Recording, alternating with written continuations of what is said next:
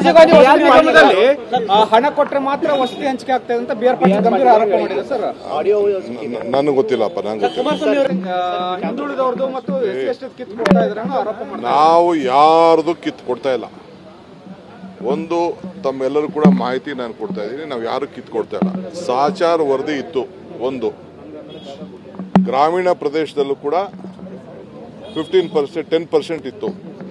ಗ್ರಾಮೀಣ ಪ್ರದೇಶದಲ್ಲಿ ಜನ ಇಲ್ಲ, ಗ್ರಾಮೀಣ ಪ್ರದೇಶದಲ್ಲಿ ಮುಸ್ಲಿಮ್ಸು ಇಲ್ಲ. ಅದು ಲ್ಯಾಪ್ಸ್ ಆಗ್ತಾ ಇದೆ. 10% ಮುಸ್ಲಿಮ್ಗೆ ಇಡಬೇಕು ಅಂತ ಲ್ಯಾಪ್ಸ್ ಆಗ್ತದೆ. ಅದಕ್ಕೆ ನಾವು ಈಗ ಒಟ್ಟಾರೆ ಕ್ಷೇತ್ರದಲ್ಲಿ 10% ಮೈನಾರಿಟೀಸ್ ಕೊಡಬೇಕು ಅಂತಿತ್ತು. ಸೊ ಗ್ರಾಮೀಣ ಪ್ರದೇಶದಲ್ಲಿ ಇಲ್ಲದೆ ಹೋದಾಗ, ಮುಸ್ಲಿಮ್ಸ್ ಇಲ್ಲದೆ ಹೋದಾಗ ಎಲ್ಲಿ ಕೊಡಬೇಕು? ಲ್ಯಾಪ್ಸ್ ಮಾಡೋಕ್ಕಾಗ್ತದಾ?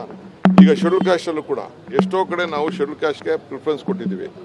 ಎಲ್ಲ ಹೆಚ್ಚು ಕಮ್ಮಿ 90% ಶೆಡ್ಯೂಲ್ ಕ್ಯಾಸ್ಟ್ ಎಲ್ಲ ಕ್ಲೋಸ್ ಆಗಿದೆ.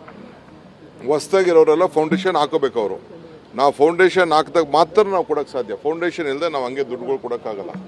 ಆ ದೃಷ್ಟಿಯಿಂದ ನಮ್ಮ ಇದು ಹೌಸಿಂಗ್ ಮಿನಿಸ್ಟ್ರು ಇದನ್ನು ಉಪಯೋಗ ಮಾಡ್ಕೊಳ್ಬೇಕು ಅಂತೇಳಿ ಅರ್ಬನ್ಗೆ ಶಿಫ್ಟ್ ಮಾಡಿದ್ದಾರೆ. ಅಷ್ಟು ಬಿಟ್ಟರೆ ಬೇರೆ ಏನು ನಾವು ಬದಲಾವಣೆ ಮಾಡಿಲ್ಲ.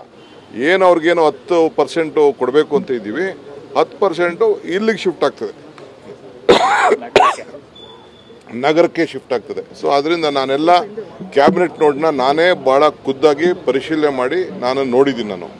We are not changing. ಅದನ್ನು ಅವರು ಪಾಪ ರಾಜಕೀಯ ಮಾಡ್ತಾರೆ. ಅವರು ರಾಜಕೀಯ ಮಾಡೋದ್ರಲ್ಲಿ ನಾವೇನು ಮಾಡೋದು ಅಂದರೆ ನಾವು ಲ್ಯಾಪ್ಸ್ ಮಾಡ್ಕೊಳಕ್ಕಾಗ್ತದಾ? ಈಗ ಶೆಡ್ಯೂಲ್ ಕ್ಯಾಸ್ಟ್ನು ಕೂಡ ಕೆಲವು ಲ್ಯಾಪ್ಸ್ ಮಾಡೋಕ್ಕಾಗಲ್ಲ. ಈಗ ಕೆಲವು ಹಾಸ್ಟೆಲ್ಗಳ ಸೀಟ್ ಇತ್ತು, ನಾವು ರಿಸರ್ವೇಷನ್ ಇಟ್ಟಿದ್ದು.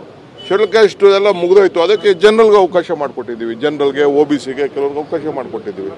ಆ ದೃಷ್ಟಿಯಿಂದ ಇದನ್ನು ಮಾಡಿದ್ದೀವಿ ಹೊರತು ನಾವು ಅಪೀಸ್ಮೆಂಟ್ ಅಲ್ಲ. ನಾವು ಎಲ್ಲ ಸರ್ವರಿಗೂ ಸಮಬಾಡು ಸಮಪಾಡು ನಮ್ಮದು. ಎಲ್ಲರಿಗೂ ಕೂಡ ಹೇಳಿ, ಅವರೇ ಹೇಳಿ ಏನೇನು ಮಾಡಿದ್ದೀವಿ ಅಂತ ಅಂದ್ಬಿಟ್ಟು. ಅವ್ರ ಕಾಲದಲ್ಲಿ ಏನೇನು ಮಾಡಿದ್ದಾರೆ, ನಮ್ಮ ಕಾಲದಲ್ಲಿ ಏನು ಮಾಡಿದ್ರು, ಅವ್ರು ಯಾವುದೋ ಡಿಬೇಟಲ್ಲಿ ಅಸೆಂಬ್ಲಿಲಿ ಮಾತಾಡೋಕ್ಕೆ ಕೇಳಿ, ಅಲ್ಲಿ ಉತ್ತರ ಕೊಡೋಣ. ರಾಜೀವ್ ಗಾಂಧಿ ವಸತಿ ನಿಗಮದಲ್ಲಿ ಹಣ ಕೊಟ್ಟರೆ ಮಾತ್ರ ವಸತಿ ಹಂಚಿಕೆ ಆಗ್ತದೆ ಅಂತ ಬಿಆರ್ ಪಾಟೀಲ್ ಗಂಭೀರ ಆರೋಪ ಮಾಡಿದೆ ಸರ್. ನನಗೆ ಗೊತ್ತಿಲ್ಲಪ್ಪ, ನಂಗೆ ಗೊತ್ತಿಲ್ಲ.